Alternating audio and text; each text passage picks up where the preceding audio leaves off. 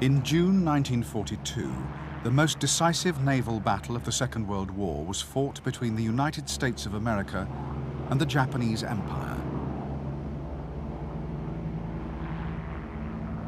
Waged entirely by aircraft carriers, hundreds of miles apart, the Battle of Midway was the first major fleet encounter in which the ships on each side never came within visual range of enemy vessels. Victory or defeat depended not on the big guns of battleships, but on carrier-borne bombers and torpedo bombers flying over vast tracts of ocean to seek and destroy their targets. Midway was the dawn of a new era in naval warfare.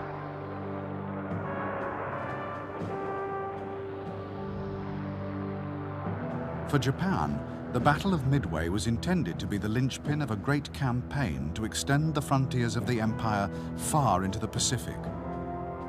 Midway Island, a vital American outpost, was to be attacked and invaded, and the United States Pacific Fleet, sailing to its defense with America's few precious aircraft carriers, would be ambushed and destroyed.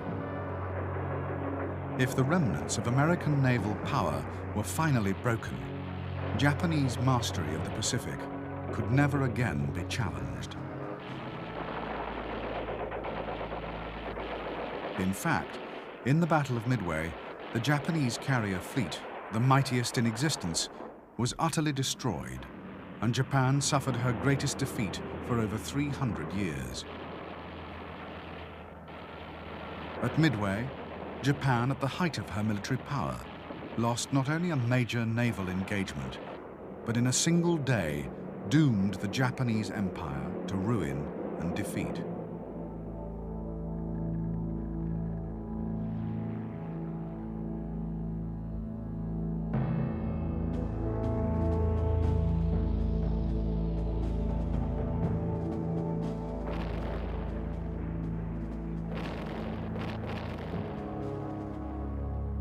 Since the early 1930s, Japanese conquests in China had caused ever-increasing friction with the United States.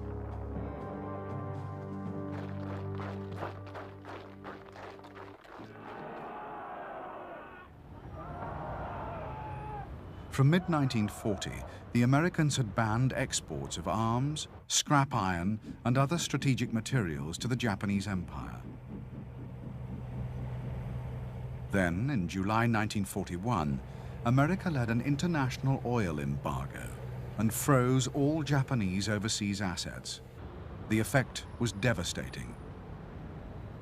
Up to now, 90% of Japan's oil had been imported, and her stockpiles were rapidly dwindling.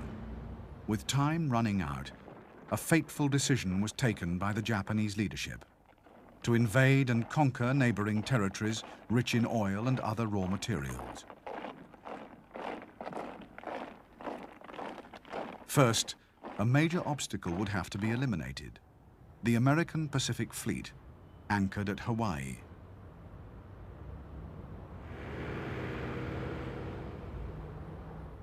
Just before dawn on the morning of December the 7th, 1941, 360 bombers and fighters were launched from Japanese aircraft carriers 230 miles north of Hawaii. Their target was the 3 carriers and the 8 battleships of the United States Pacific Fleet based at Pearl Harbor.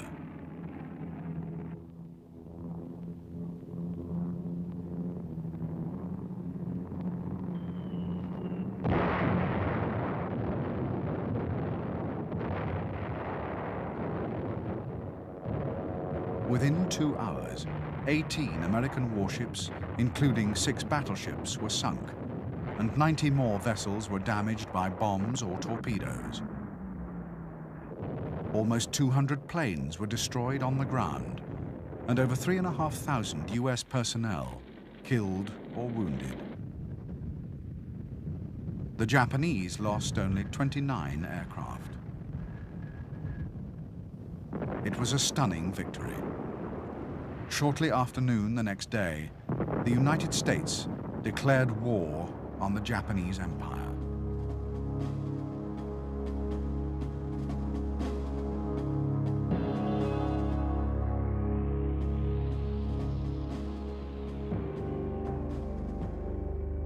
With the destruction of the US Pacific Fleet, the way was open for the Japanese campaign of conquest. Garrisons throughout the region had already been secretly strengthened, and thousands of troops assembled in preparation for the onslaught. Hours after the raid on Pearl Harbor, Japanese planes attacked American air bases on Wake Island, Guam, and Luzon in the Philippines. With complete air superiority, the Japanese launched their invasions. Forces in French Indochina, already held by the Japanese, rapidly advanced into Thailand and Burma. Troops from the island of Hainan landed in Malaya. The same day, an advanced raiding force invaded the Philippines and was soon followed by landings in strength. Over the next 3 weeks, Wake Island and Hong Kong fell to the Japanese. Borneo and Celeb were invaded, and Sumatra was occupied. On February the 19th, Japanese aircraft carriers launched a lightning raid on Port Darwin in northern Australia, sinking 12 merchant ships and eliminating Darwin as a valuable Allied base.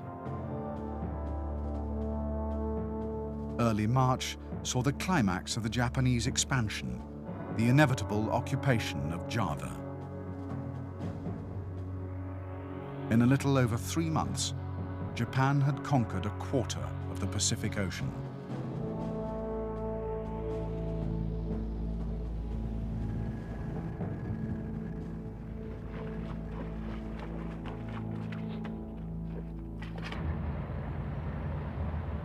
By securing a steady supply of oil and widening the defensive perimeter of the homeland, Japan had achieved all her immediate war aims. Yet in spite of the breathtaking scale of the Japanese victories, there did remain one major threat to the security of her Pacific conquests. 3 aircraft carriers of the United States Pacific Fleet had escaped the carnage of Pearl Harbor, and within weeks they had each become the nucleus of a new task force. After minor raids on the Marshall and Gilbert Islands, 2 of the American carriers set sail on one of the most audacious missions of the Pacific War, to bomb Tokyo, the heart of the Japanese Empire.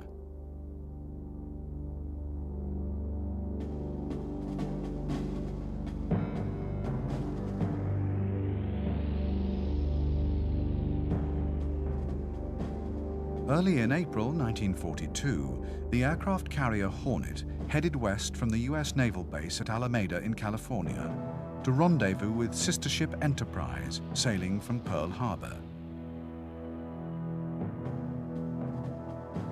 Skillfully avoiding the protective chain of Japanese-held islands, Hornet and Enterprise penetrated to within 825 miles of the coast of Japan. At 0824, on the 18th of April, 16 Mitchells took off from Hornet and struck a course for the Japanese capital. Flying low, they avoided Japan's fighter defenses, and 15 aircraft dropped their bombs on the city. All but one of the Mitchells escaped to safety in mainland China or Russia.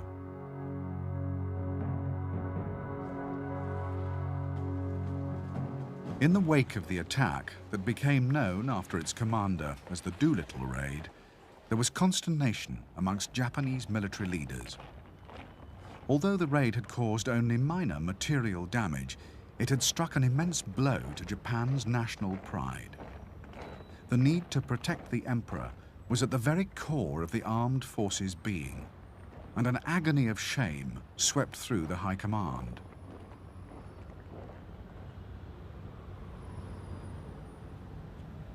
Japan's leaders quickly concluded that there was only one way in which the homeland and the emperor could be adequately protected. The frontiers of the empire must be pushed even further into the Pacific.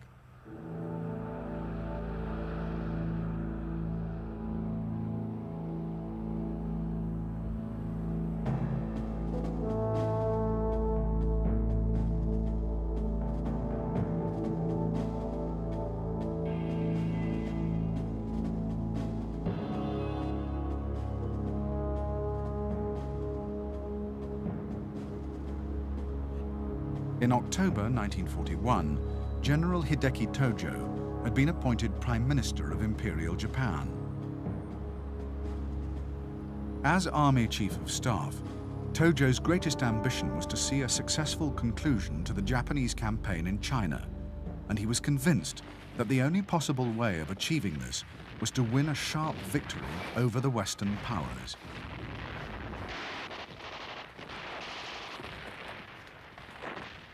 On his appointment as Prime Minister, General Tojo had kept his post as Chief of Staff and the job of War Minister. However, although an immensely powerful figure, Tojo did not have complete control of government policy.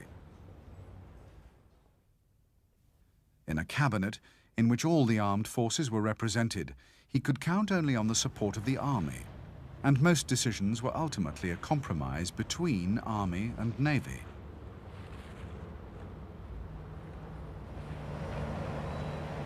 Even before the Doolittle raid, extending the perimeter of the empire into the Pacific had been a cherished ambition of an influential naval faction. After the raid, arguments between the army and navy evaporated. Because the proposed operation would demand little army participation, Tojo finally gave his support.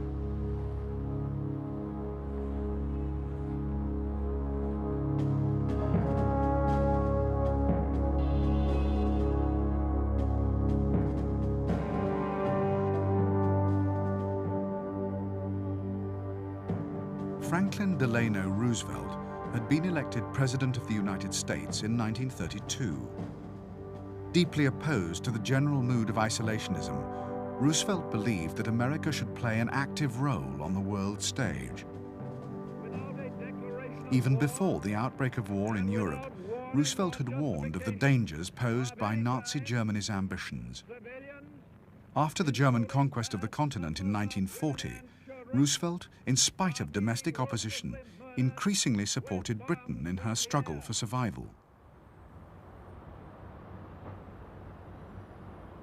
It was also Roosevelt who, in retaliation for Japanese actions against China, had imposed the oil and trade embargo on Japan.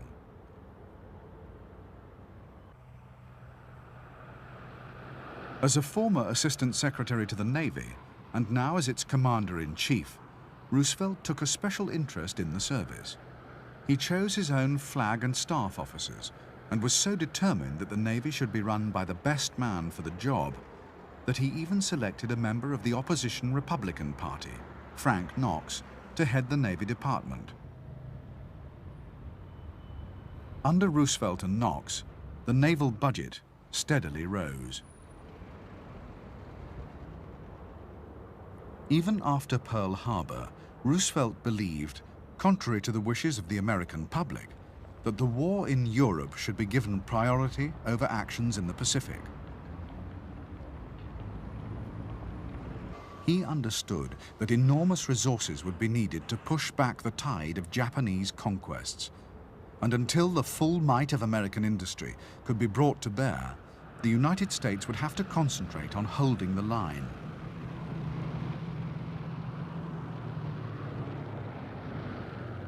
Roosevelt insisted that further Japanese expansion must be countered at all costs.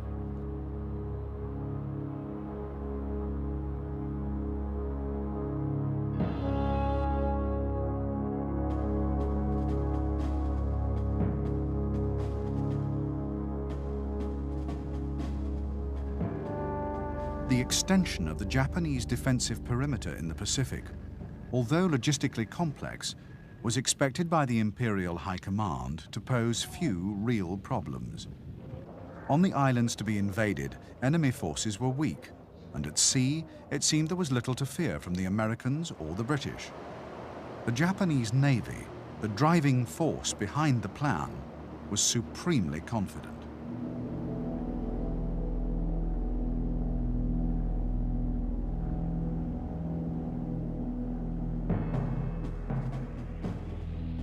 The first stage of the Japanese plan of conquest was to complete the occupation of New Guinea. By April 1942, New Guinea had already been partly conquered, and the Japanese were anxious to deny the whole island to the Allies. An advanced striking force of troop transports and heavy cruisers would be assembled in Rabaul, along with 3 aircraft carriers at Truk. The force from Rabaul would sail south, then split into 2 divisions. The first was to seize Tulagi in the Solomon Islands. The second, supported by 1 aircraft carrier from Truk, was to capture Port Moresby.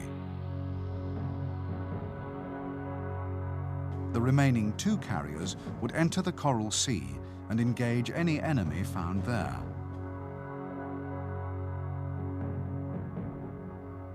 Once New Guinea had been occupied, then New Caledonia, Fiji, and Samoa would easily be captured.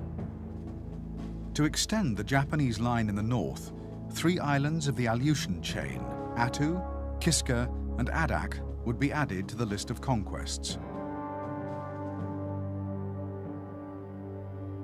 The next stage in the Japanese advance would be the occupation of the American-held island of Midway, 1,136 miles west of Hawaii.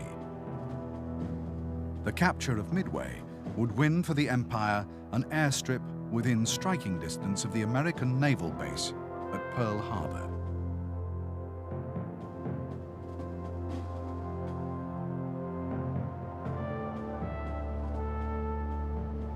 Although the capture of Midway would provide a vital stepping stone in any future action against Hawaii, the operation would also have another equally important objective. It would be used to lure American aircraft carriers out of Pearl Harbor and force them to fight a battle that would end in their destruction.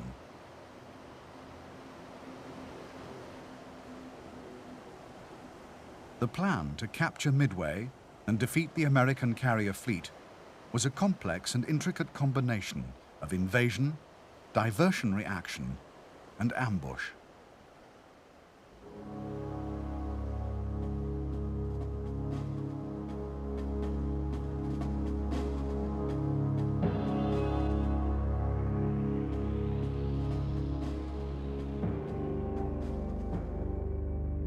The first step in the Midway offensive would be the dispatch of a Japanese submarine fleet to set up 2 reconnaissance cordons, one 500 miles west of Pearl Harbor and the other between Hawaii and Midway. While the submarines were taking up their positions, a Midway occupation force, consisting of troop ships supported by a heavy cruiser division, would set out from the Marianas and head northeast towards Midway.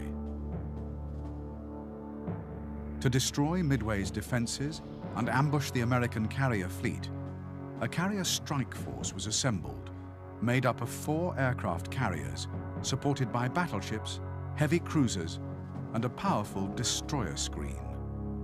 The carriers and their support would sortie east through the Bungo Channel. They would be followed by a main force of 6 battleships. To the north, the Aleutian Islands would be attacked by a second task force of carriers and transports, escorted by cruisers, destroyers, and battleships. The Aleutians' operation had a secondary purpose. It would divert the Americans from the impending attack on Midway, tempting them to send a carrier north. To intercept any US warships dispatched from Pearl Harbor, the Japanese fleet would be redeployed to lie in wait. To the south, the Japanese carrier strike force would approach to within 250 miles of Midway and attack the airfield, hangars, and shore installations. The invasion would quickly follow. As the Midway landings were in progress, the carrier strike force and the main force battleships, redeployed 500 miles from the island, would lie in wait. When the Americans sailed from Pearl Harbor and were detected by the submarine cordon around Hawaii, or long-range reconnaissance patrols flying from the Marshall Islands, the Japanese carriers would engage. The big guns of the main force battleships would then finish the remnants of American sea power in the Pacific.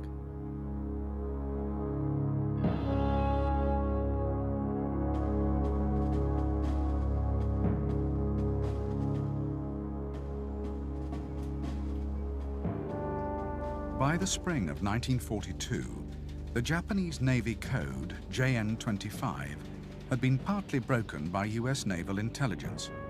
However, the cipher was complex, and many messages still remained difficult to understand. Commander Joseph Rochefort was head of the Naval Communications Intelligence Unit at Pearl Harbor. It was Rochefort who finally succeeded in adding a piece of the cipher jigsaw vital to the Midway operation.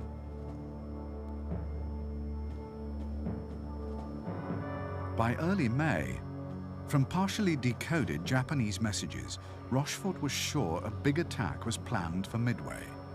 But confirmation was difficult, and other interpretations were possible. The code that the Japanese used to represent the island was unknown, but was suspected to be the letters AF. Rochefort designed a simple ruse, which was given the go-ahead by his superiors. Midway has no natural fresh water supply, so Rochefort arranged for the island to send an urgent request for a freshwater tanker. 2 days later, on the 12th of May, an American listening post picked up a Japanese radio message: AF is short of water. It was clear that coded messages referring to an attack on AF meant that Midway was the true objective of Japan's coming operation. Already, the Japanese plan was fatally compromised.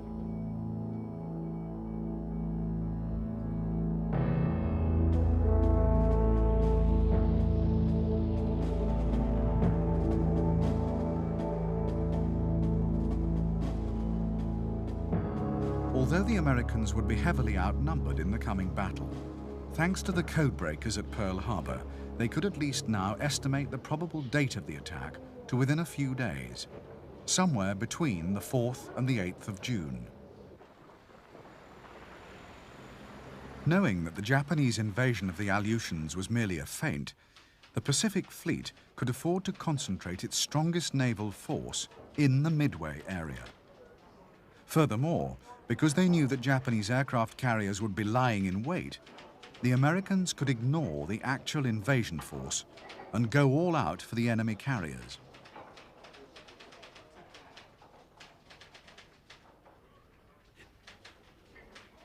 The United States had a precious asset in the island of Midway itself. Dive bombers, torpedo bombers, and even heavy B-17s could be stationed there to attack the Japanese fleet. As an unsinkable airbase, the island would be invaluable as an emergency landing strip for carrier aircraft, crippled or running low on fuel. In addition, Midway had 2 old but powerful radars, which could be used to help detect and track Japanese attacks. The United States naval plan to counter the Japanese operation against Midway was carefully designed to make full use of every advantage the Americans possessed.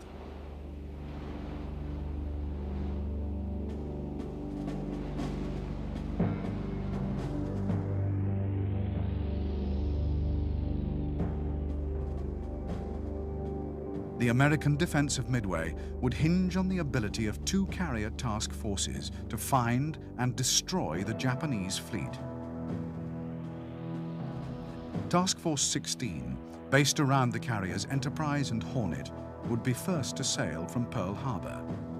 Task Force 17, with the carrier Yorktown, would follow 2 days later.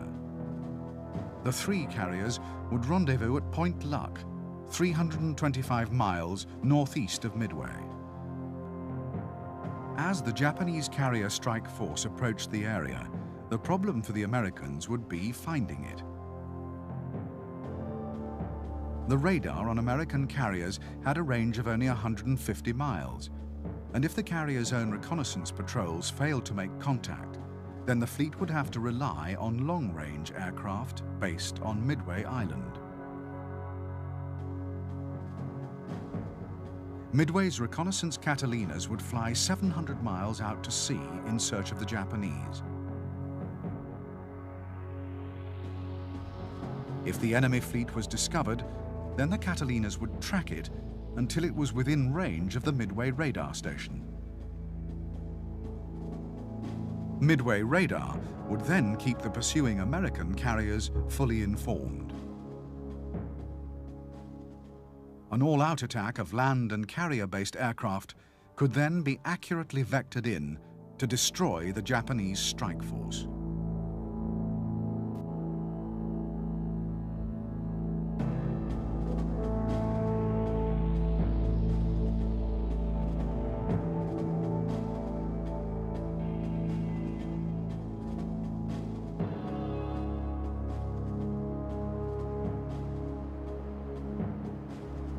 Admiral Isoroku Yamamoto, author of the plan to defeat the United States Navy at Midway, had been appointed Commander-in-Chief of the Japanese Combined Fleet in 1939. A dynamic and powerful personality, Yamamoto had little regard for the abilities of his superiors, and he was well aware that they were intimidated by his standing and his track record. Yamamoto's devastating success as the mastermind of the Pearl Harbor raid and the Pacific victories which followed gave him almost a free hand in designing and implementing offensive strategies. So determined was Yamamoto to have his own way that he frequently threatened to resign if his plans were not accepted. In his youth, Yamamoto had studied at Harvard University and as a graduate had served in Washington as naval attaché. Knowing the United States intimately, Yamamoto greatly feared America's industrial might. Before Pearl Harbor, he had tried to convince his superiors of the risk Japan faced in any lengthy conflict with the United States. However, once he realized that Japan was committed to war, Yamamoto was determined to win it his way. The destruction of the American fleet at Midway would buy Japan much-needed time. Yamamoto's dream was the Kasen-Kantai, the great decisive battle which would force the Americans to negotiate a peace. He understood that a fleet engagement was a reckless gamble, but as an inveterate poker and shogi player, he was convinced that the only possibility of victory lay in staking everything on just one card.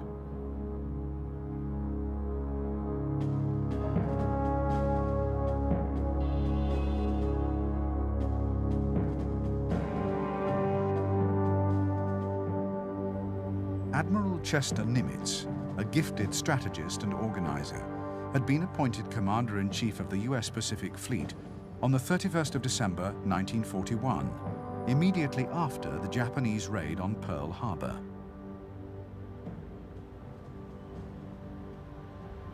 Nimitz believed that the Pearl Harbor disaster had not been the result of incompetence, and his subsequent policy of retaining all officers in their posts did much to raise morale in the American Pacific Fleet. Nimitz's personable style of management, plus a remarkable gift for trusting subordinates to do their jobs without interference, would prove crucial in the battle ahead.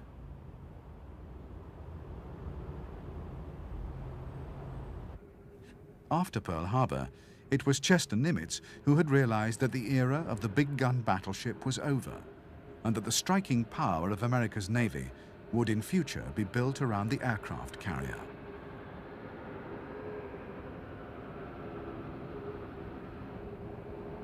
While under Nimitz's direction, America's carrier-building program was accelerated. For the moment, he would have to make do with what he had, just 4 aircraft carriers and their support ships. In spite of his slender resources, Nimitz would stick to the tactical doctrine he had always advocated. For aircraft carriers, attack is the best form of defense.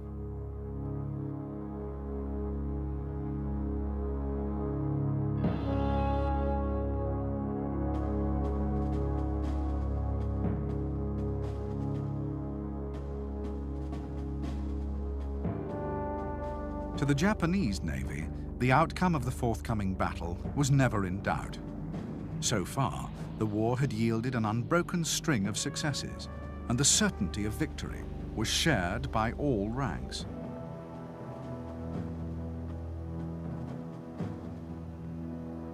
Such was the level of confidence that there was a real fear amongst some flag officers that the Americans would not dare fight and would refuse to leave the safety of Pearl Harbor. One advanced seaplane squadron even sent a signal to its headquarters, requesting that all future mail should be directed to Midway. The results of war games simulating the coming battle were also ignored.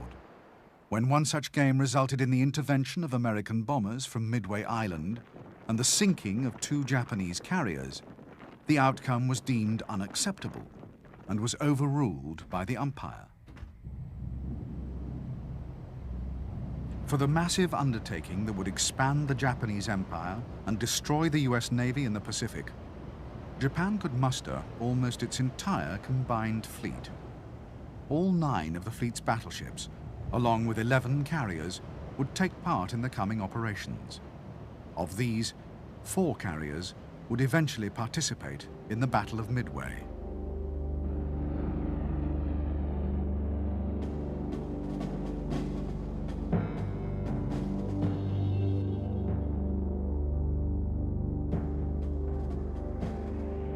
Akagi, or Red Castle, was laid down as a battle cruiser in 1920. 2 years later, she was converted into an aircraft carrier. In 1934, Akagi was extensively modified to accommodate 30 more aircraft, taking her battle complement to 91. Akagi was one of only 2 carriers ever built, with the bridge on the port side.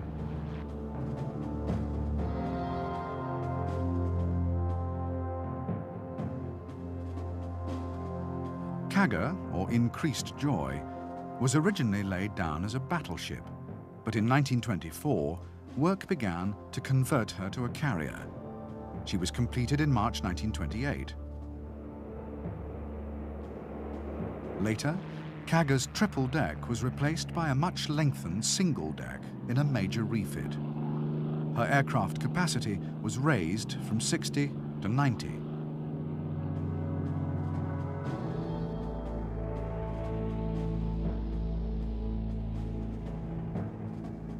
Soryu, the Green Dragon, was launched in December 1935. Built under the limitations of the Washington Naval Treaty, Soryu was small and cramped. Nevertheless, she could still carry 63 aircraft, and the design was so successful, she was the model for nearly all later Japanese carriers.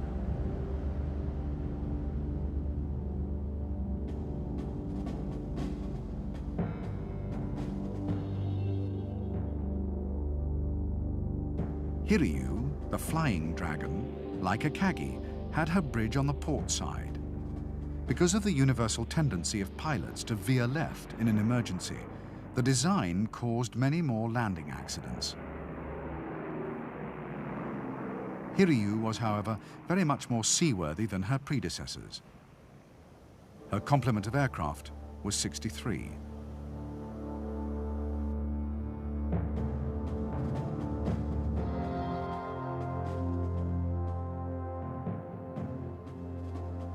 The Mitsubishi A6M-0 fighter was the most potent and visible symbol of Japanese prowess in the Pacific War. Purpose-designed as a Navy fighter to operate from land bases and aircraft carriers, the Zero would acquire an awesome reputation.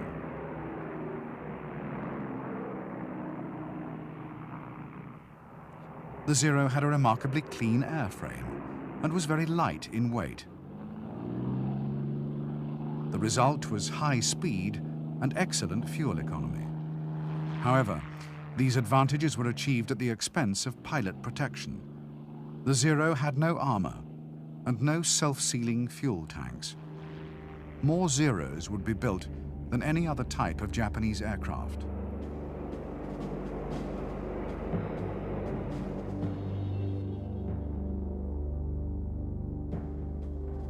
The Aichi D-3A Val 2-seater was the first all-metal monoplane dive bomber to enter Japanese naval service.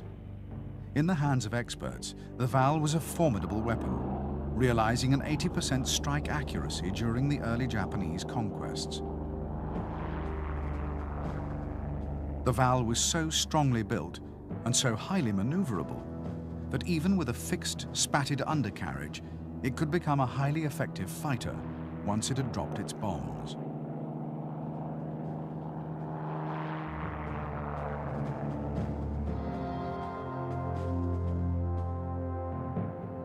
Although the Nakajima B-5N Kate was slow and poorly protected, it was, at the time of Midway, the best aircraft of its type in the world. On its introduction in 1937, it had boasted many advanced features, such as folding wings, a retractable undercarriage, and integral wing fuel tanks. Effective as a conventional bomber, as a torpedo bomber, the Kate was devastating. The aircraft was armed with the excellent Type 91 torpedo. The Type 91 could be dropped at 200 miles per hour and from a height of up to 300 meters, a valuable protection against anti-aircraft fire.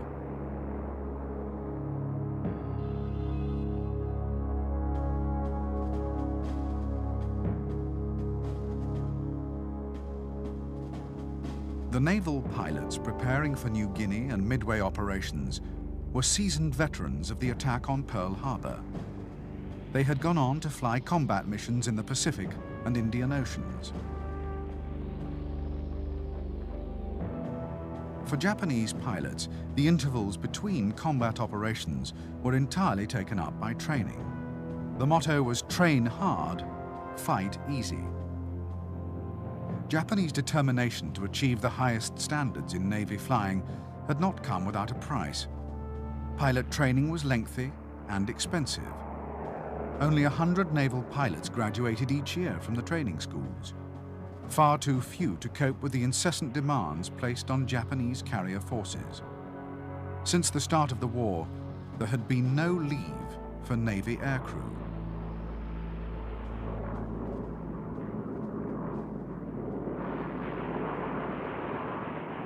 The training of Japanese sailors and flight deck personnel was, if anything, even more arduous than that undergone by their pilot comrades. The men were conscripts, hardened by harsh discipline, and ceaseless battle drill meant that a ship could be brought to action stations and a complete strike force launched within 5 minutes. During the heat of battle, a flight could be rearmed, refueled, and airborne again within 1 hour.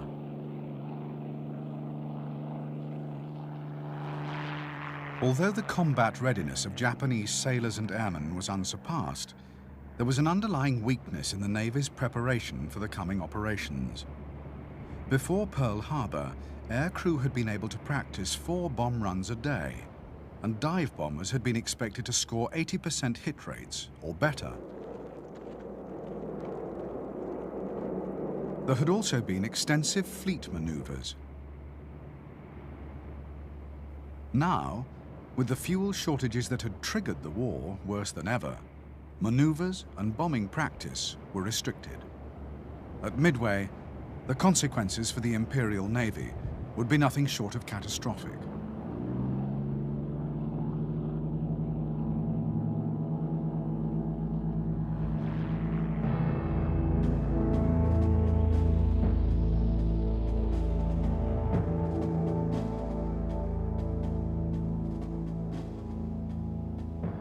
Soon after the attack on Pearl Harbor, it had become clear to senior American naval commanders that although the damage done was severe, it was far from the fatal blow the Japanese had intended.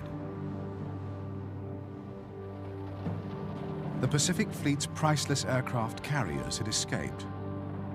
The Japanese had failed to destroy ship repair yards, and they had ignored the base's fuel depots, leaving vast supplies of oil intact. In spite of Japanese efforts, Pearl Harbor still played host to a powerful American naval presence.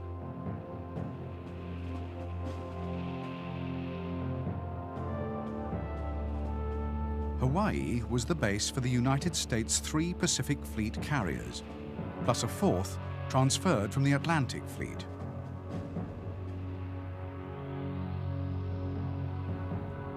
Each carrier was supported by its screen of up to 2 heavy cruisers and 5 destroyers. Nearly 20 submarines protected the waters around Oahu and Midway Island.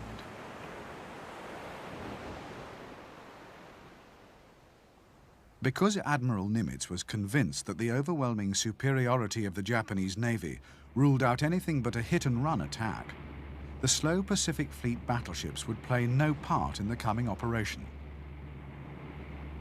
Those that had been repaired after the Pearl Harbor attack were sent to San Francisco to patrol the west coast of the United States.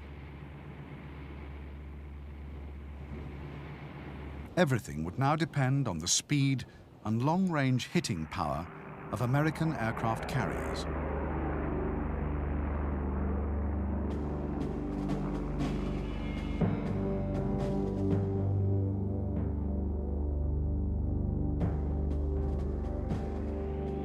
All 3 of the carriers that would take part in the Battle of Midway were of the Yorktown class.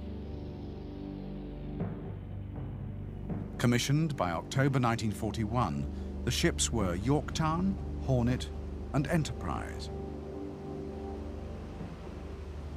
Although slightly slower than its Japanese equivalent, the Yorktown class was capable of carrying an extra 20 aircraft.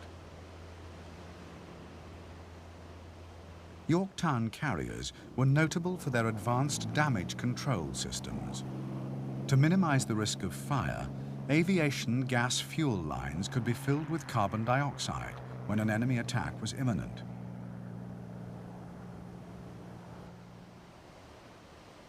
The carrier's decks were also specially designed for combat conditions.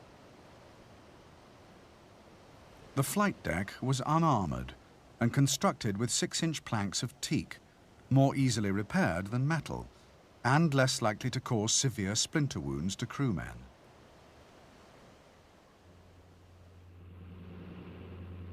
Unlike Japanese carriers, the Yorktowns were all equipped with radar, which could detect aircraft flying up to 30,000 feet and at a range of over 100 miles.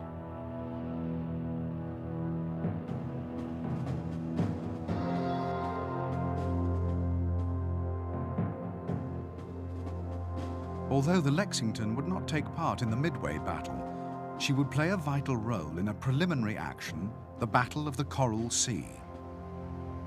Lexington had been laid down as a battle cruiser in 1921 and converted during construction. She emerged as America's first fleet carrier and one of the largest aircraft carriers in the world. Because Lexington was of a very early design, her available deck and hangar space was not efficiently used, and her aircraft complement was a modest 63.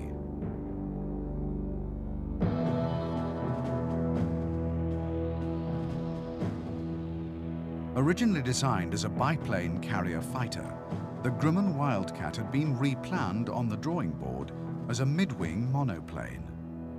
The aircraft entered US Navy service in 1939 and was manufactured first by Grumman and later by General Motors.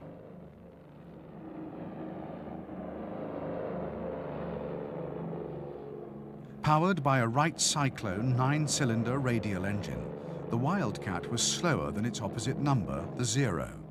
However, its maneuverability, heavy 6-gun armament, effective armor and rugged construction meant that Wildcats could often survive battle damage that would spell disaster for any other fighter.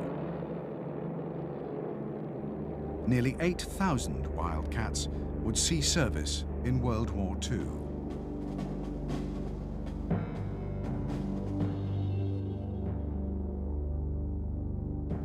From its introduction in June 1940, the Douglas Dauntless was one of the most important American combat aircraft of the war. In the first half of 1942, the Dauntless saw more action than any other type.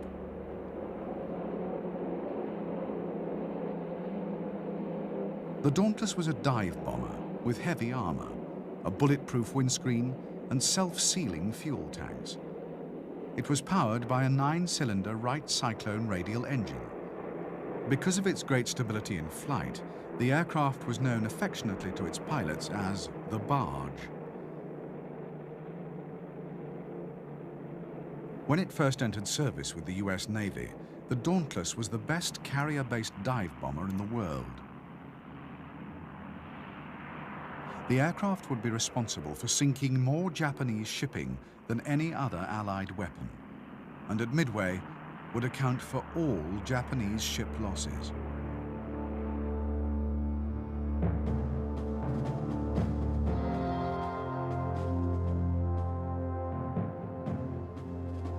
The three-man Douglas Devastator, America's first carrier monoplane, had entered service in 1937, and by 1942 was already obsolete.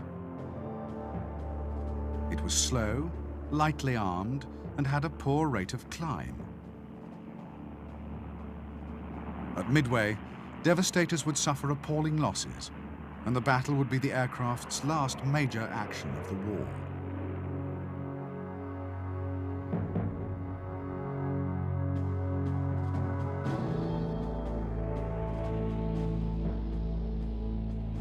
The Grumman TBF was planned as a replacement for the Devastator, and although designed very quickly, it would prove to be the most successful torpedo bomber of World War II. The TBF was a robust and powerful three-seater aircraft. It was the first American naval warplane to mount a power-operated turret, and the only one to carry its torpedo internally.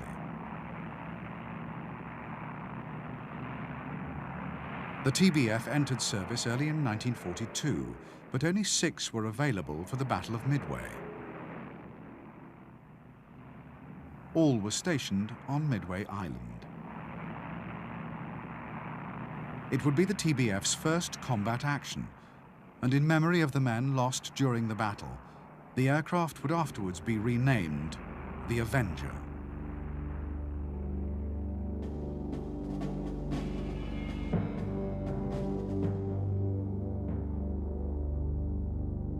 The consolidated PBY Catalina would become one of the most successful flying boats of World War II, and the most numerous flying boat ever.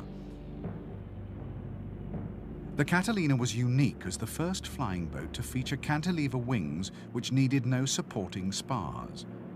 It also had stabilizing floats which could be retracted to form the wingtips in flight. The resulting aerodynamic efficiency made for speed and long range.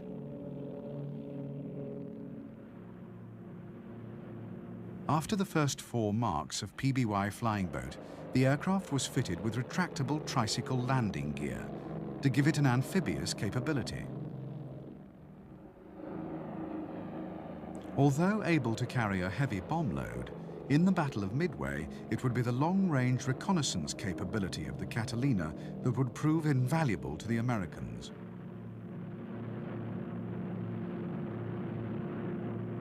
During the battle, Catalinas would also save the lives of many ditched American flyers.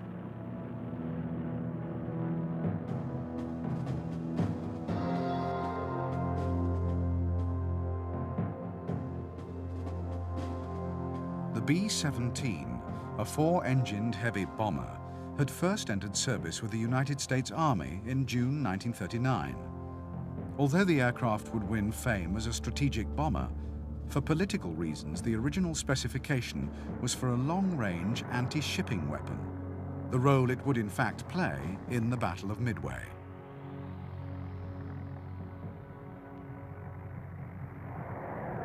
The B-17E fully lived up to its designation as a flying fortress. Intended to operate in self-defending formations, the B-17E mounted 2 hydraulically operated turrets, one of them a retractable ball underneath the aircraft. Altogether, the fortress carried 11 machine guns and was fitted with self-sealing fuel tanks and extensive armor.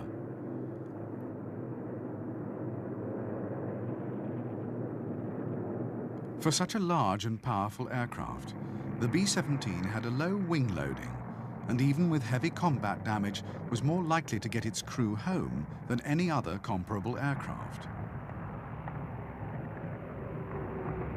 In the Battle of Midway, 19 B-17s of the US Army Air Force would operate against the Japanese. To extend their range, they would carry extra fuel tanks and half their normal bomb load.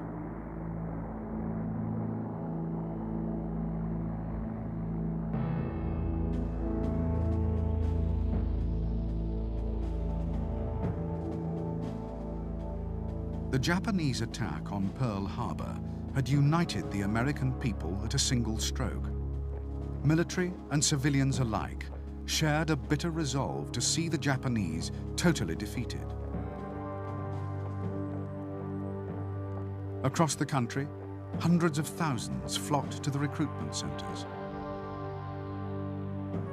The Japanese blow had been most keenly felt by the men of the United States Navy, and the humiliation had given an extraordinary edge to even the most prosaic of training exercises.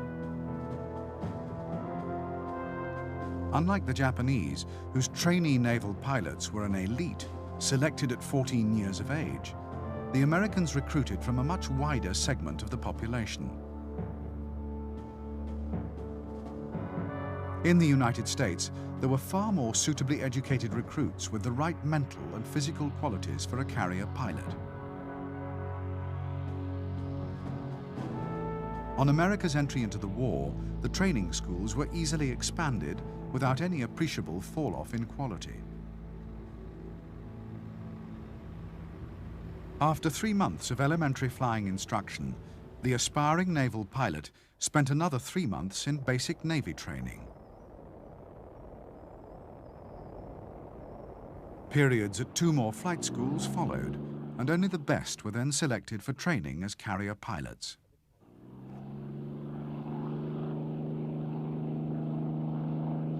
In spite of the excellence of US Navy flight training, American carrier pilots would go into battle with little more than half of the 700 hours flying time acquired by their Japanese counterparts. They had also, as yet, seen little combat. Some had taken part in raids on the Gilbert and Marshall Islands, which had been mounted as much for training and morale as for any strategic reasons. But the actions had been minor and had met little serious opposition. As for flight deck crew, American performance was at least as effective as the Japanese. The men were just as capable of launching a wave of strike aircraft within 5 minutes. Where the Americans did have a real edge on the enemy was in damage control. Damage control parties were highly trained in their duties, and their ability to deal with fire, the greatest threat to any warship, was unsurpassed. At the Battle of Midway, the relative damage control skills of each side would prove a key factor in deciding the outcome of the fight.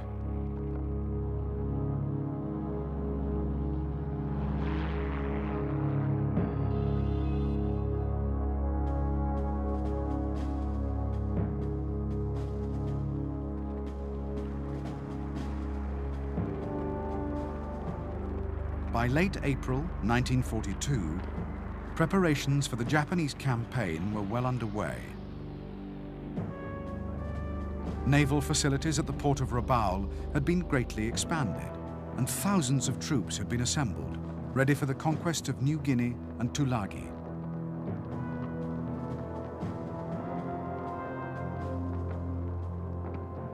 The troop transports were ready to sail, along with their escorts of cruisers and destroyers. The Japanese anticipated little opposition on Tulagi, and once the island had been captured, the Port Moresby assault would follow. In both cases, the Japanese expected that surprise would be on their side.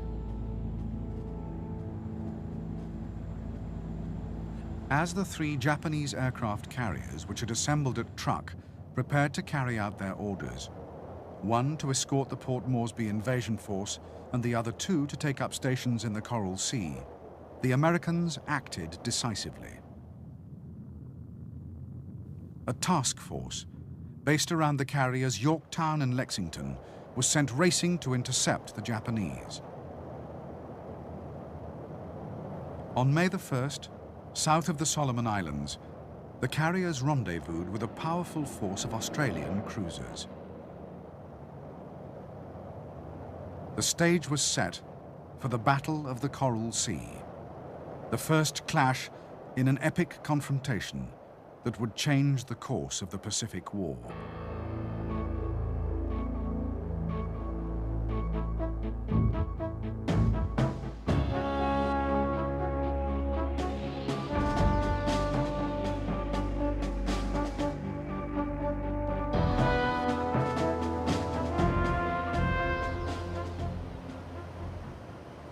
The capture of the island of Tulagi on May the 3rd, 1942, was, as the Japanese expected, simply a matter of dropping anchor and disembarking the troops.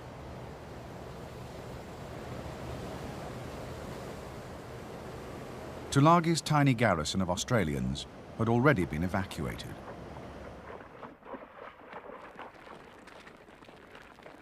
The first blow in Japan's great campaign of expansion had apparently gone strictly to plan. What the Japanese did not know was that the American carrier Yorktown, with Admiral Fletcher on board, had been informed of events on Tulagi and was already steaming north. At 7 a.m. on the morning after the Tulagi landings, Yorktown struck. 40 of Fletcher's aircraft were launched against the anchored Japanese fleet and the occupation force.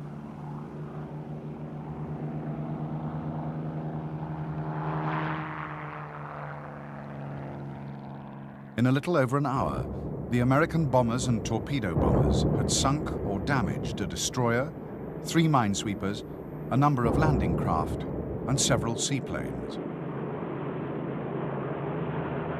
For the Japanese, it was the first unsettling evidence that American carriers lurked in the area.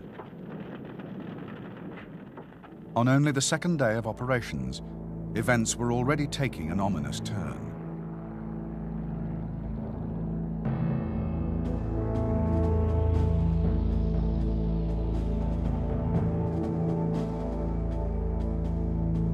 By the following day, Yorktown and her escorts had returned to rendezvous with Lexington. The two escort groups now merged to form a single screen around the carriers. They had joined forces only just in time. The Japanese carriers, Shokaku and Zuikaku, had entered the Coral Sea, and the two fleets were just 70 miles apart.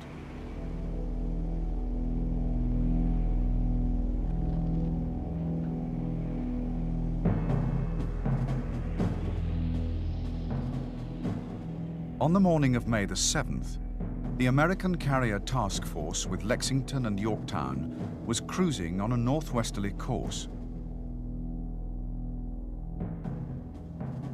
The Japanese carriers, Shokaku and Zuikaku, were sailing on a parallel course. Each fleet was unaware of the other's presence. American scout planes sent to the northeast failed to find the Japanese carriers, but a scout sent to the northwest reported a sighting. At once, the Americans launched a strike force of 93 aircraft. In fact, the ships sighted were the cruisers and destroyers of the New Guinea invasion force. But soon the carrier Shoho was spotted, only 25 miles away, and the attack was redirected. Shoho was hit by 13 bombs and 7 torpedoes. She sank within minutes.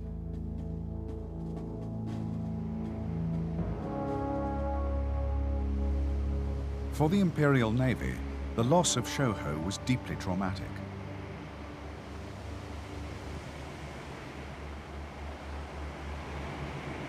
So shocked were Japanese commanders that the invasion of Port Moresby was immediately cancelled, and the troop ships turned back to Rabaul. On the American side, there was jubilation. A pilot's radio report of the Shoho sinking Scratch 1 flat top would become the most famous signal of the Pacific War.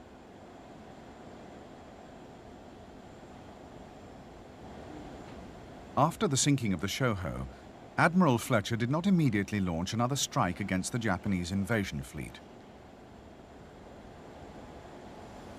To attack the carriers Shokaku and Zuikaku was his main objective, and in any case, the Japanese might themselves attack, and he would need his air defense at full strength. As the day advanced, a weather front closed in on the Japanese carriers. Nevertheless, the strike force commander, Admiral Tagaki, was determined to destroy the Americans before they could inflict yet more damage on the retreating Japanese invasion fleet. Choosing his best night flyers, Tagaki launched his attack in the late afternoon. The aircraft would have to return and land in darkness.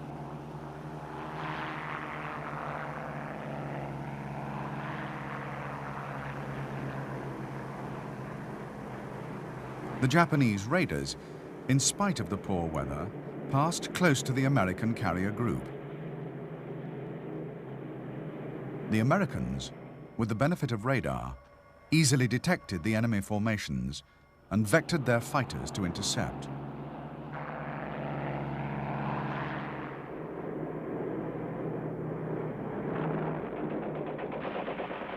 In a series of vicious dogfights, 10 Japanese aircraft were shot down.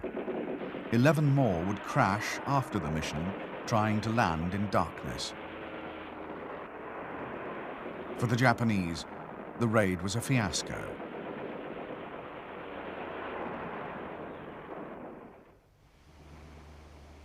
In the aftermath of this first carrier clash between the Imperial Navy and the US Pacific Fleet, both sides considered attacking by night with their cruisers and destroyers. Both finally rejected the idea, fearing the absence of their protective screens. Instead, they withdrew, postponing the main action for another day.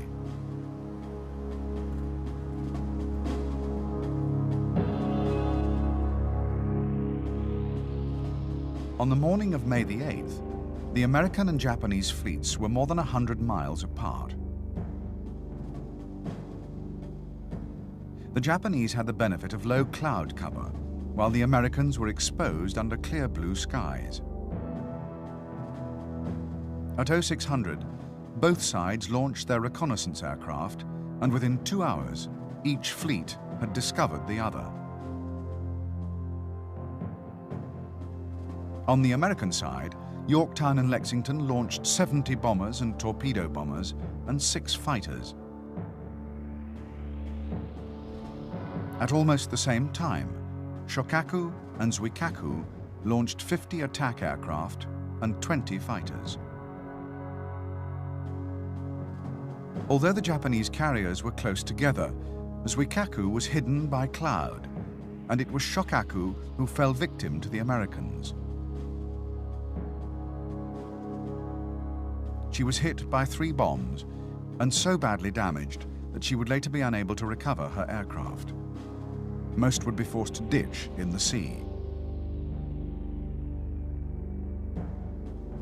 The American carriers, using their radar, detected the approaching Japanese raiders 70 miles away. 12 Wildcat fighters were scrambled, but only 3 reached a high enough altitude to attack, and no Japanese aircraft were destroyed. Yorktown was first to be hit. A single bomb found its target. The next victim was the larger and less maneuverable Lexington. 2 bombs struck her deck, inflicting minor damage, but far more seriously, 2 torpedoes impacted on her port side.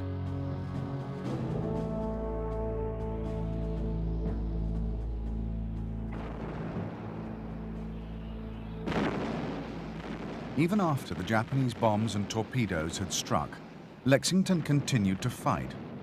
But soon after the battle, she began to list to port.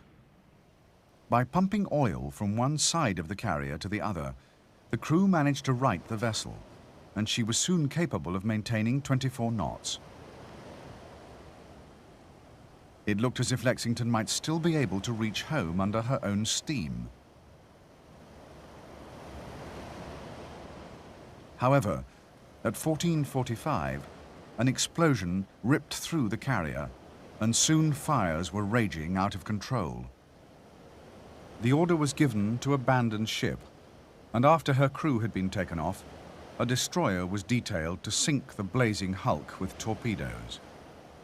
38 aircraft were still on board.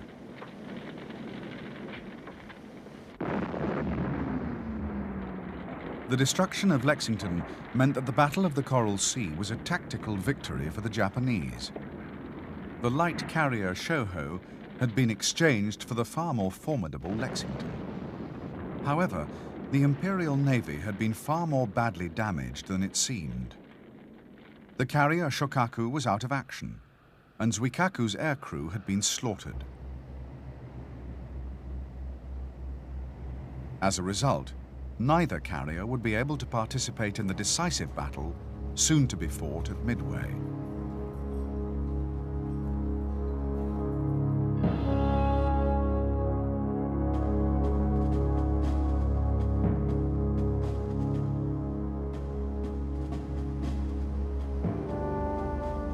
In the aftermath of the Coral Sea battle, the Japanese made a fatal error. They knew they had sunk the Lexington, but they also believed that Yorktown had been smashed beyond repair. Even with two of their own heavy carriers out of action and the loss of the Shoho, they were certain that the balance was still in their favor. The remaining Japanese carriers, supported by battleships and heavy cruisers, would still have more than enough firepower to send the American Pacific Fleet to the bottom of the ocean.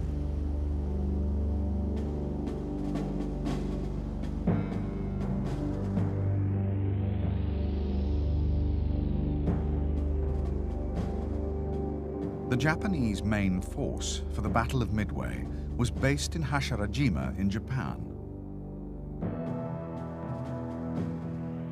The main force was commanded by Admiral Yamamoto himself. Yamamoto had 7 battleships, 3 light cruisers, 2 seaplane carriers, 1 light carrier, and 20 destroyers. Attached to the main force was Admiral Chuichi Nagumo's carrier strike force, the most powerful carrier fleet in the world. His heavy carriers, Hiryu, Soryu, Akagi, and Kaga, would be escorted by 2 fast battleships, 3 cruisers, and 11 destroyers.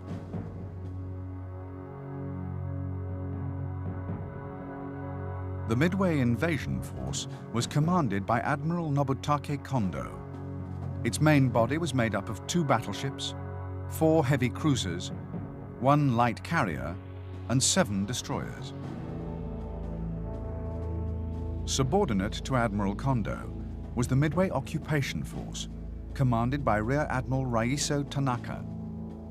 Tanaka had 12 transports with 5,000 troops and a screen of 1 light cruiser, 10 destroyers, and 3 patrol boats.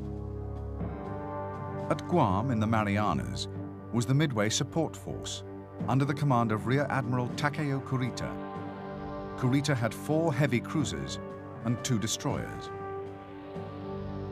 As well as his Midway forces, Admiral Yamamoto had overall command of the Aleutians Fleet, based in the anchorage at Ominato on the northern island of the Japanese homeland. The northern force was made up of a carrier striking force with 1 heavy and 1 light carrier, 2 cruisers, and 3 destroyers. There was also an invasion fleet of 4 transports carrying 1,000 soldiers, accompanied by a 7-strong destroyer screen.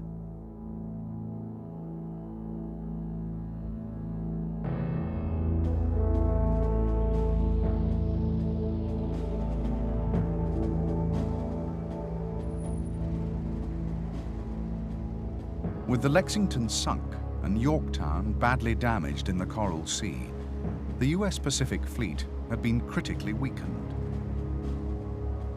Yorktown went into dry dock in Pearl Harbor, with damage estimated to need at least 3 months to repair. In fact, the yards achieved near miraculous results. The job was done in 3 days, with 1,500 men working around the clock. Much minor damage had not yet been put right, and as the carrier sailed, scores of dockyard crew remained on board.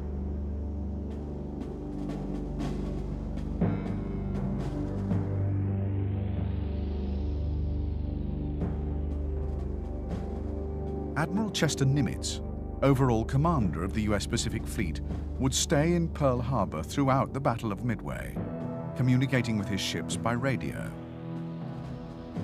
Nimitz divided his carriers into 2 task forces. Task Force 17 was commanded by Admiral Frank Fletcher, veteran of the Coral Sea. Fletcher had Yorktown as his flagship, 2 cruisers and 6 destroyers. Fletcher also had operational command of Task Force 16, led by Admiral Raymond Spruance. Spruance had the carriers Enterprise and Hornet, along with 2 cruisers and 11 destroyers. From Pearl Harbor, Admiral Nimitz deployed 19 submarines for reconnaissance and attack, which would patrol off Midway and Hawaii. He would also call on aircraft based on the island of Midway itself. The US Army Air Force had 4 B-26 and 19 B-17E bombers. The Marines fielded 20 Buffalo and 7 Wildcat fighters. They also had 11 Vindicator and 16 Dauntless bombers. The Navy had 38 Catalinas and 6 TBF torpedo bombers.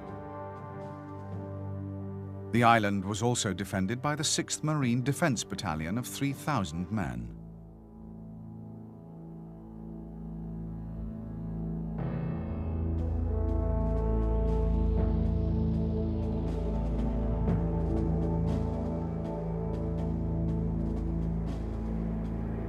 On the morning of May the 27th, the Japanese carrier strike force under Admiral Nagumo sailed from Hashirajima. By nightfall, they had entered the Pacific and were heading for Midway. The following day, the Aleutians invasion force and the main body of warships sorted from Ominato. At the same time, far to the south, the Midway invasion force with its escort of destroyers and the invasion support force of heavy cruisers sorted from the Marianas. Last to leave port, on the 29th, were the invasion force main body and Yamamoto's fleet, each of battleships, cruisers and destroyers.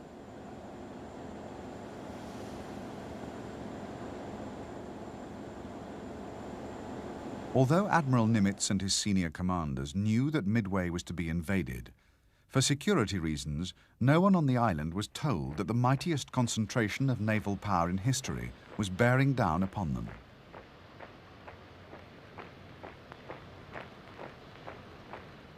Piecemeal, Midway's marine garrison was reinforced, and the island's anti-aircraft defenses were strengthened. Every day, the Catalina flying boats patrolled the ocean around the island in greater numbers, although none of their crew yet knew precisely what they were searching for.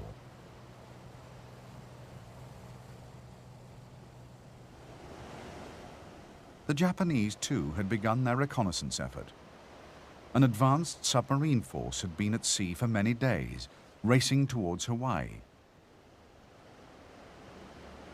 Its task would be to set up a picket north of Pearl Harbor and report the strength of any American fleet dispatched to Midway. The submarines were, in fact, already too late. On May the 28th, Task Force 16 left Pearl Harbor unobserved. followed by Task Force 17 on the 30th. Both groups vanished into the Pacific Ocean, and the Japanese submarines, which would finally arrive on June the 3rd, would watch in vain.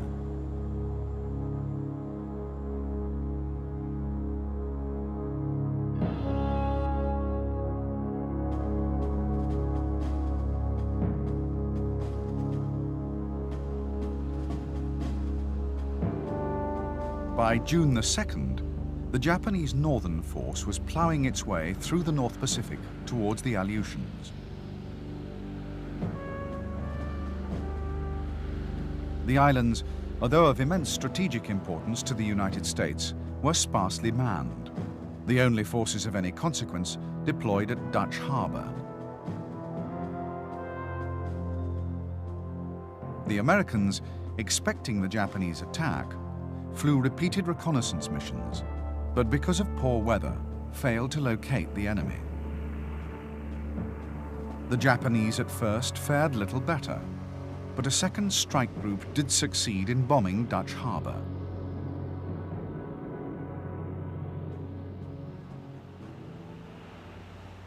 Over the following days, troops of the Special Naval Landing Force occupied Kiska and Attu.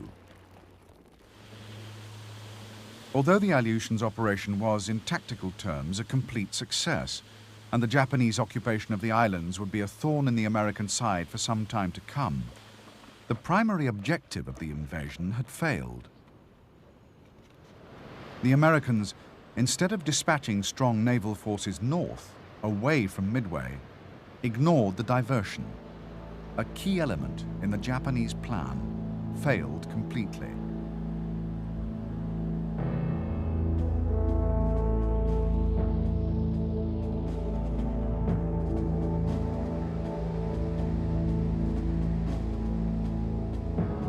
While the Japanese Northern Force was launching its attack on the Aleutians, hundreds of miles to the south, Nagumo's carrier strike force was fast approaching Midway. 200 miles behind were Yamamoto's main force battleships, and steaming from the southwest, the Midway invasion fleet. With no cloud cover, the invasion flotilla was desperately exposed, and by now, Midway's Catalinas were sweeping a huge arc of ocean out to 700 miles, covering all the likely approaches to the island.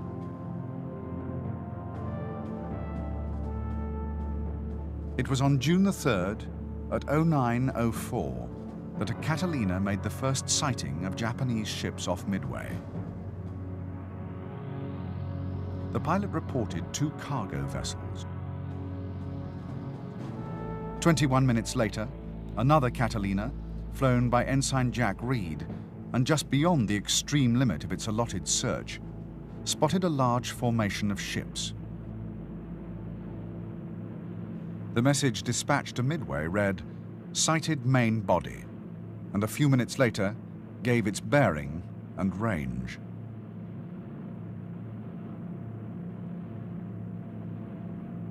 Although the distance, 700 miles, was within the capabilities of Midway's B-17 bombers, which already had their extra fuel tanks fitted and were armed and waiting, Midway's commanders were unwilling to commit their forces without more information.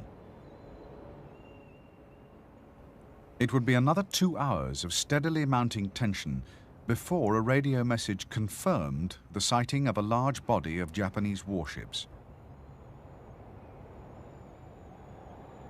Meanwhile, reports of the sighting were passed to the American carriers.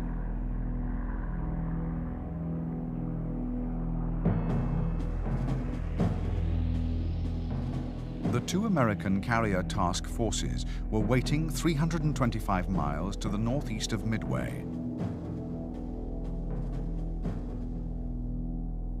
The Catalina's report placed the Japanese main body to the southwest. However, Nimitz was confident of his intelligence sources and certain that the ships were only the Japanese invasion force. Nimitz signaled his commanders, the carrier strike force will hit from the northwest tomorrow. Fletcher ordered Enterprise and Hornet to change course, and both task forces headed south to lie in wait.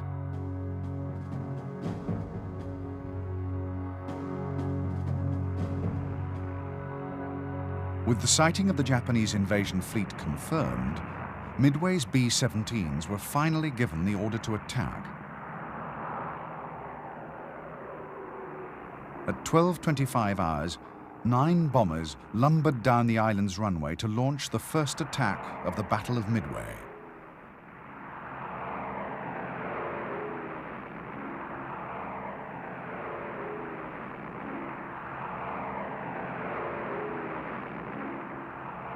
It would take over 4 hours for the B-17s to reach the enemy fleet and begin their high-level runs. Because of their extra fuel tanks, the fortresses were carrying only 36 500-pound bombs between them. None struck home. From altitude, the effects were hard to judge, and the crews reported hits on 6 vessels, including 2 battleships. In the aftermath, the US Army Air Force would claim a major victory for land-based high-level bombers.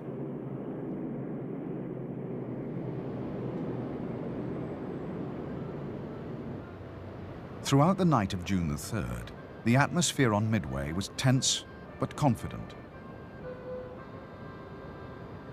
The reports of the B-17 crews were encouraging.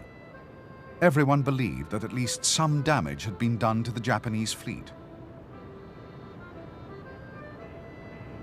During the night, a Catalina torpedo attack on the invasion transports did succeed in hitting 1 Japanese oiler. Insignificant in real terms, but heartening for the waiting Marines.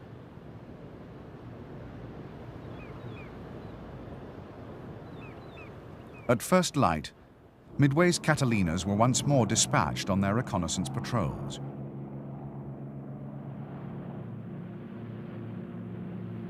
Because a Japanese raid on the airfield was almost certain, the B-17s were ordered to take off once more to prevent them being caught on the ground.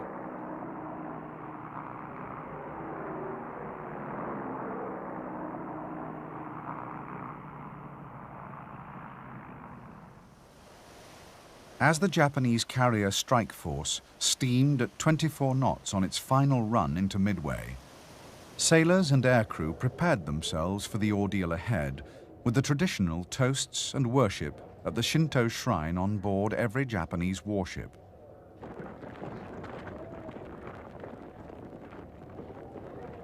All were keenly aware that they were about to strike the first major blow in a battle on which depended not only their own lives, but the future of the Japanese Empire.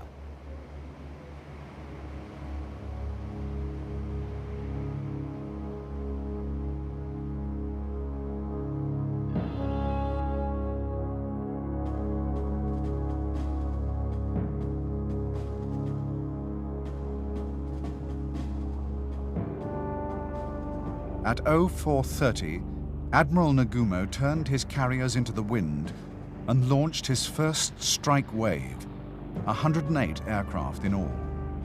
The rest, including his most experienced aircrew, were held in reserve in case any American warships were discovered. Nagumo believed the possibility extremely remote, so only after his first wave had been sent to Midway did he order his reconnaissance aircraft to begin their search of the surrounding ocean.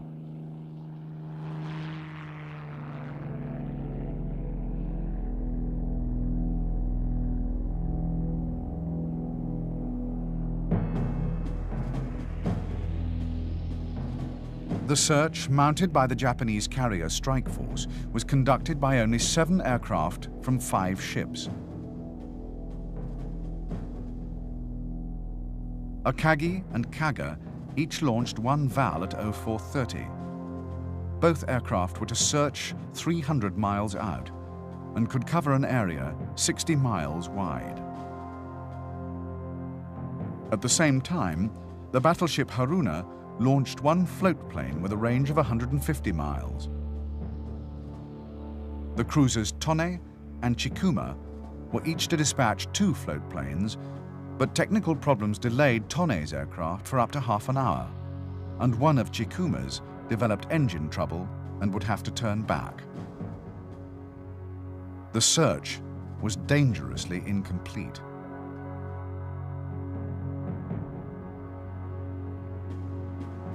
As the Japanese scouted for American carriers, Midway's Catalinas were, in their turn, looking for the Japanese. At 0530, a single enemy carrier was sighted. On Midway Island and on the ships of the American task forces, the effect was electrifying. The Japanese were exactly where Admiral Nimitz had expected them to be. Shortly after the first sighting, one more vital piece of information was received from the Catalinas. A wave of strike aircraft was approaching the island. To Admiral Spruance, on board Enterprise, it was a priceless piece of information. Soon after the aircraft had hit Midway, the Japanese carriers would have to retrieve them for rearming and refueling. At that point, the carriers would be supremely vulnerable.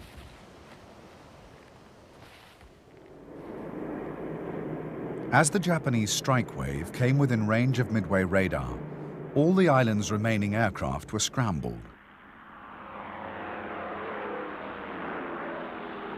When the enemy arrived, the runways and hangars would be clear.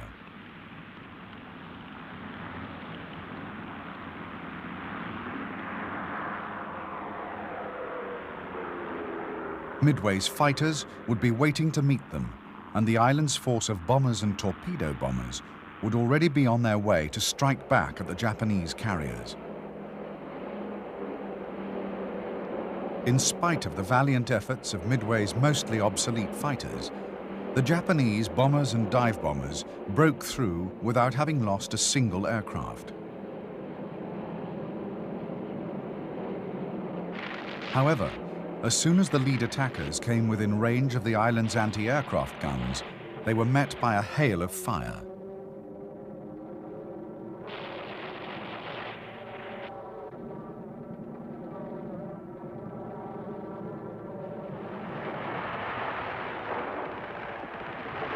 Finding no American planes on the ground, the bombers attacked and destroyed Midway's oil tanks on Sand Island.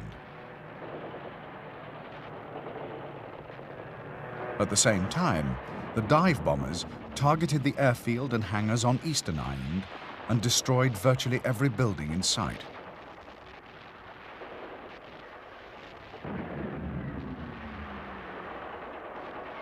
With 15 of Midway's defending fighters already shot down, the Japanese fighters were now free to strafe ground targets.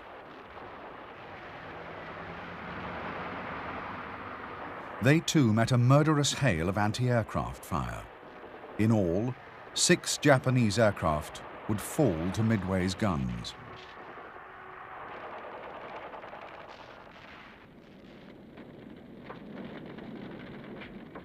When the Japanese headed back to their carriers at 0643, it was already apparent to the strike leader that although they had left behind a trail of destruction, they had not succeeded in their primary objective.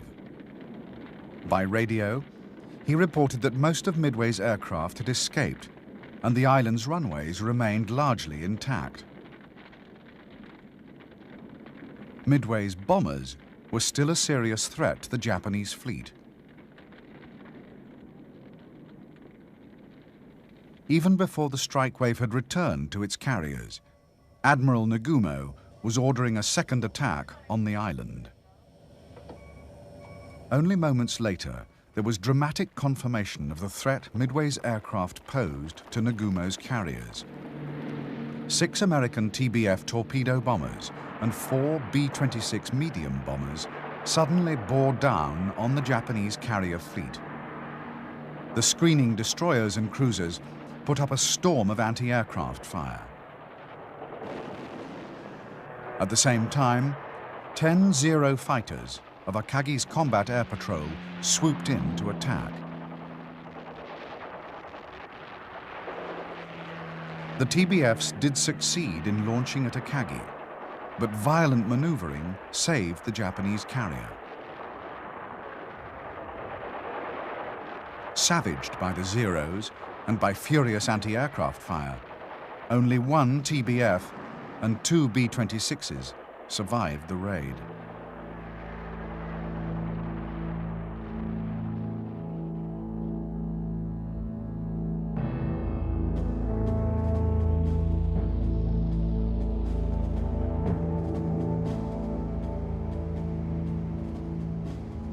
At almost the same time as the Japanese fleet was beating off the first wave of attackers from Midway, the American task forces were preparing to launch their own strike waves.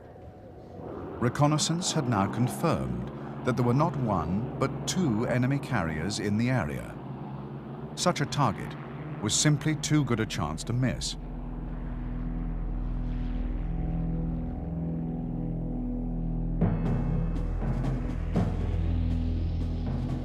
The latest reconnaissance placed the two Japanese carriers over 200 miles from the Americans.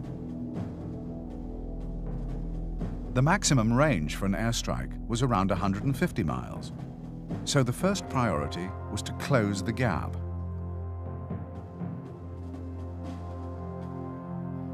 Assuming that Nagumo's carriers would still be steaming towards Midway, Fletcher set a course to intercept.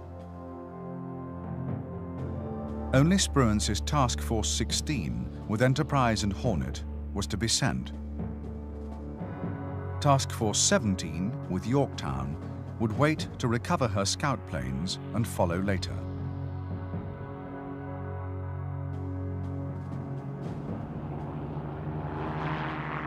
If the Americans were to catch the Japanese as they rearmed aircraft returning from the attack on Midway, they would have to launch their first strike wave around 0700 hours. Although the range was closing quickly, it was still too great for the Devastator torpedo bombers to strike and return home. They would be sent regardless.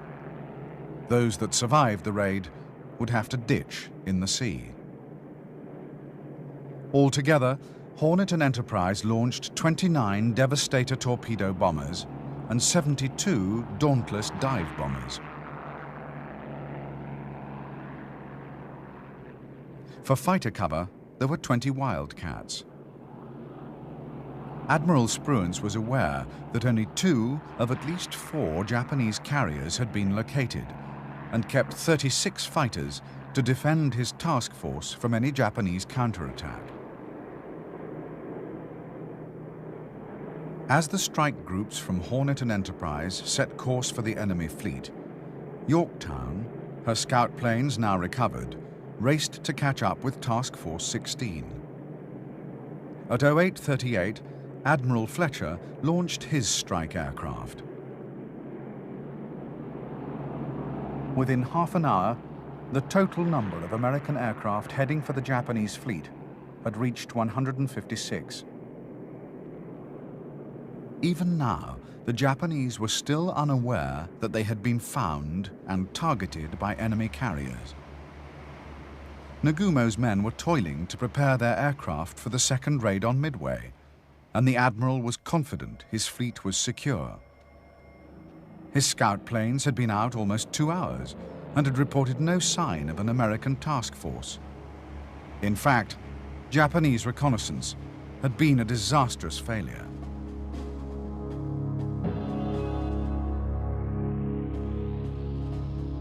By now, Task Force 16, steaming towards Nagumo's fleet, was well inside the search area of the Japanese scout planes. However, Chikuma's float plane had flown right past the Americans and had failed to spot them. Because Tone's scout could not search the same area until the return leg of its flight, and had been delayed by half an hour to begin with, the error was not detected for a considerable time. When it was, at 07:25, the pilot's report mentioned only enemy surface ships. As a result, Nagumo now believed there was no immediate threat from American carriers.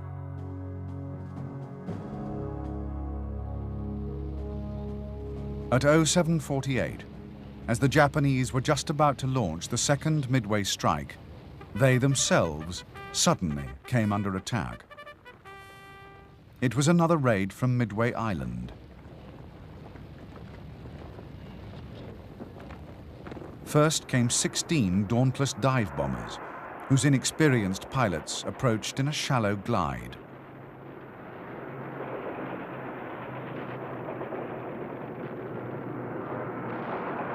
The Zeros of Nagumo's combat air patrol destroyed half their number before they even reached the carriers. Next came Midway's B-17s, dropping their bombs from 20,000 feet.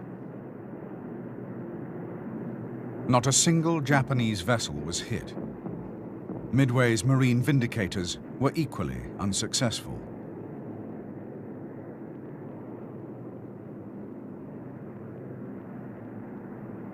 As the American raiders headed home, and Nagumo once more turned into the wind to launch his second wave against Midway, dramatic news was reported by a scout plane. The pilot had spotted a carrier.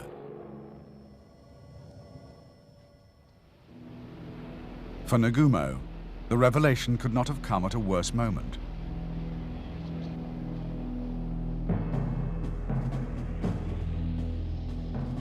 While the Japanese second wave was preparing to launch, Nagumo's first wave, just returned from Midway, was circling, waiting to land.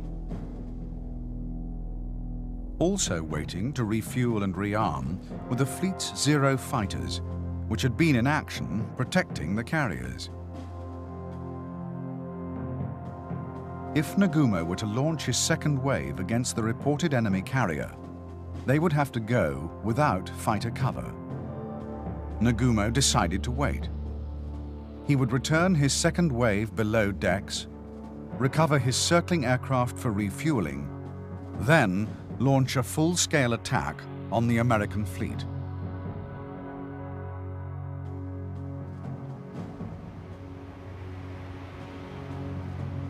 At 09:17, with all their aircraft recovered, the Japanese carriers, up to now heading towards Midway, turned east-northeast to close with the American force.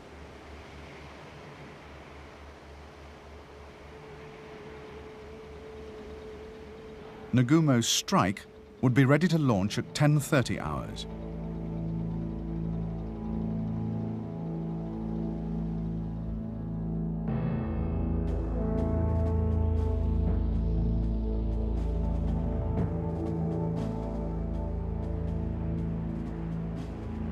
As the Japanese surged ahead at 30 knots, the decks of Nagumo's carriers were chaotic.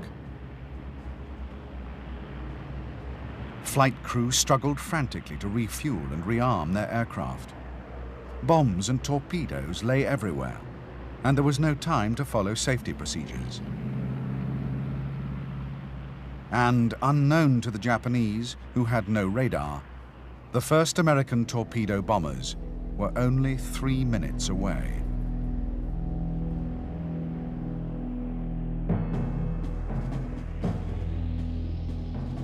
The American Air Group from Task Force 16 had followed a course based on the assumption that the Japanese fleet had carried on sailing towards Midway. Instead, Nagumo had changed course. As a result, most of the dive bombers and fighters from Hornet, 45 aircraft in all, failed to find the enemy. A second group of Hornet's aircraft had also, at first, missed Nagumo's fleet, but had then turned north and within minutes had found the Japanese carriers.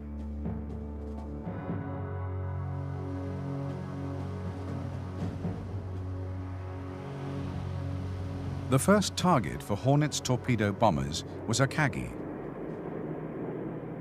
As the squadron swept in at low level, the Zeros pounced.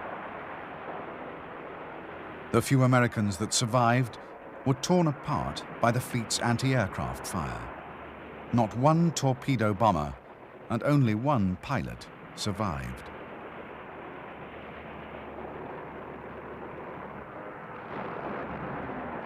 Within minutes of the first raid, torpedo bombers from Enterprise and Yorktown began their attack. Once again, the American pilots were slaughtered, and no enemy ships were hit. Only 6 raiders survived.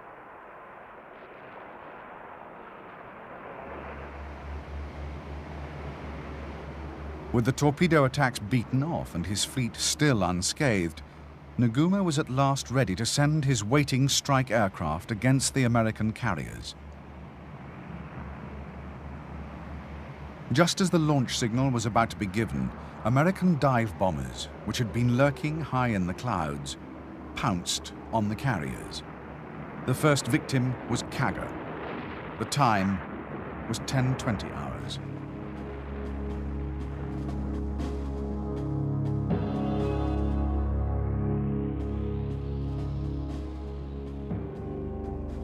The first bomb to strike Kaga landed on the rear of her flight deck, squarely amongst aircraft armed and waiting to take off.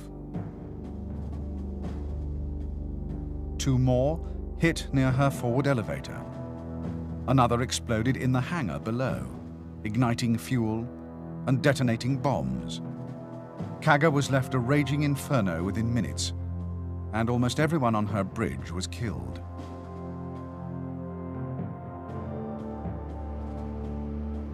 As Kaga burned, Akagi was launching its first Zero fighter for the attack that was supposed to smash the American fleet. At that moment, 3 dauntless dive bombers struck.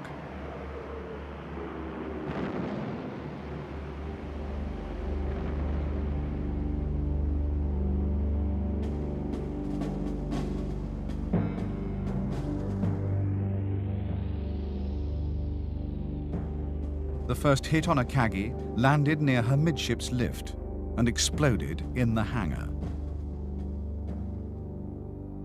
The next fell amongst the parked aircraft on her deck. Fuel and bombs ignited immediately, killing the elite of the Japanese air fleet in their cockpits. Within minutes, the fire had spread forward, and Admiral Nagumo's flagship was doomed.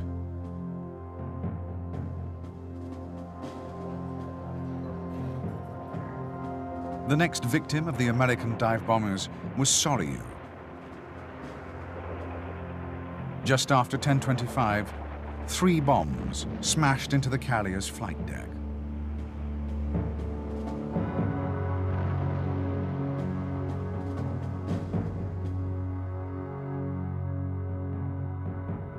The first bomb fell between Soryu's 2nd and 3rd lifts. The next landed in front of the forward lift and penetrated to the hangar, detonating bombs, torpedoes, and fuel. The third struck on the rear deck, completely destroying her waiting strike wave.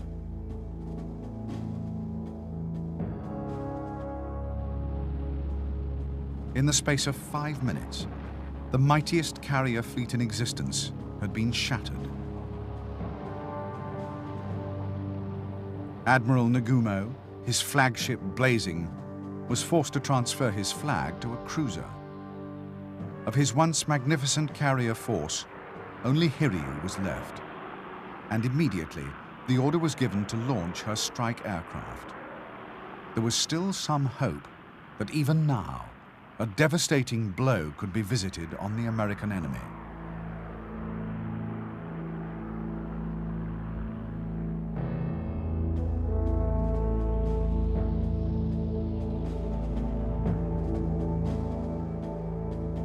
The first wave of Hiryu's strike force was made up of 18 Val dive bombers and 6 Zero fighters.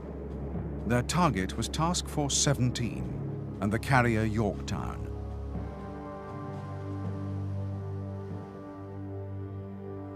Shortly before noon, the Vals were detected by Yorktown's radar. Already, 12 Wildcat fighters were in the air covering the carrier, and another 15 were on deck refueling. These were ordered to launch at once. At the same time, Yorktown's aviation gas lines were shut down and her fire suppression system was activated. The Japanese strike wave, approaching at 10,000 feet, ran straight into Yorktown's fighter defenses. 10 were shot down by the Wildcats. The 14 survivors headed straight for the American carrier.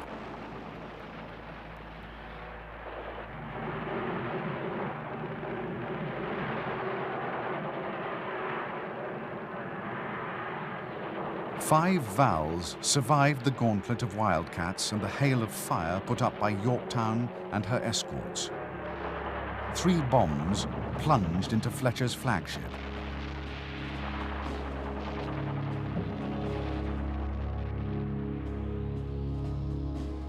The first bomb struck Yorktown's flight deck and exploded.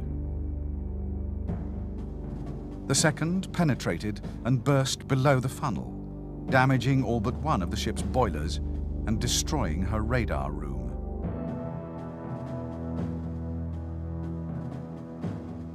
The third bomb crashed through Yorktown's No. 1 elevator and deep into her hangar.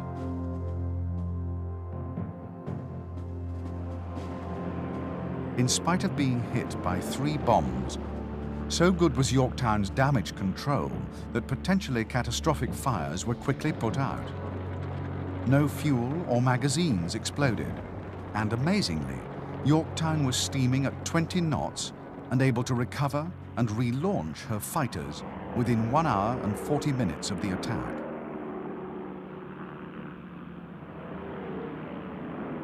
By now, the surviving Japanese carrier, Hiryu, had launched her second wave, a scratch force of 10 Kate torpedo bombers and 6 Zero fighters.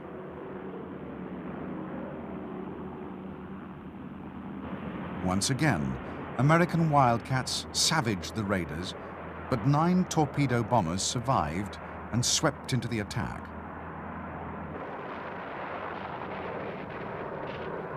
Because Yorktown was no longer belching smoke, she was mistaken for one of her unscathed sister ships. Although 5 more Kates were destroyed by anti-aircraft fire, 4 launched their torpedoes. Yorktown was hit twice on the port side, and one of the raiders deliberately crashed onto her deck. Within seconds of the strike, Yorktown was racked by explosions and began to list to port. At 1500 hours, the order was given to abandon ship. As the first of Yorktown's crew were being taken off by her attendant destroyers, aboard Enterprise, Admiral Spruance received news from a scout aircraft that Hiryu had been spotted.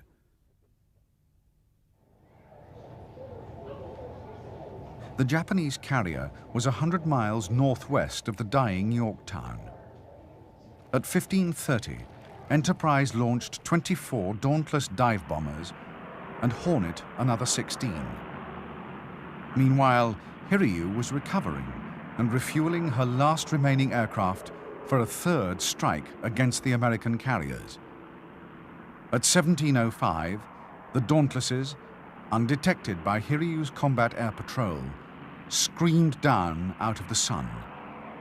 Hiryu maneuvered violently, but 4 bombs found their target.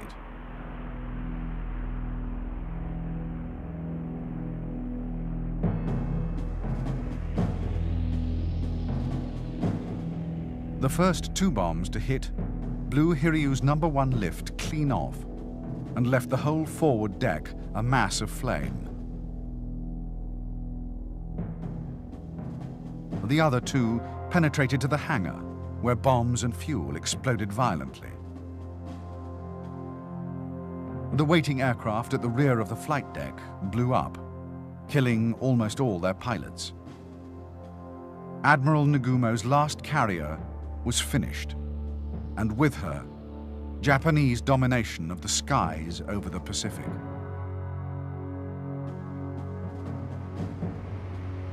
When Admiral Yamamoto learned of the catastrophe that had befallen his fleet, he did not at once abandon all hope. Perhaps, with the awesome firepower of his battleships and cruisers, he could yet destroy the Americans in a night battle. Yamamoto was clutching at straws. That evening, American carriers sailed eastward, and Yamamoto could no longer force a battle before daylight exposed his ships to air attack. At 02:55, on the morning of June the 5th, Admiral Yamamoto ordered a general withdrawal.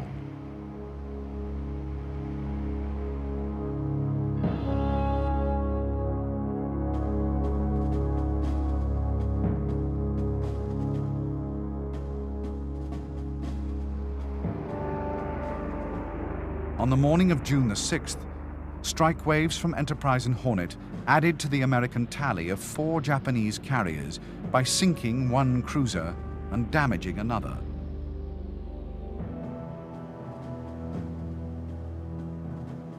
With them, the number of Japanese dead rose to 3,500 men. On the American side, the cost of victory was the carrier Yorktown, finally sunk by torpedoes from a prowling Japanese submarine, and the destroyer Hammond that had been lying alongside. In all, 307 aircrew, sailors, and marines had died. For the United States, the Battle of Midway would prove the turning point in the fight against Japan. Unable to replace her losses in carriers and aircrew, the Japanese Empire would never again be capable of taking the initiative. Japan had not only suffered the greatest defeat in her history, but had, in a single day, lost the Pacific War.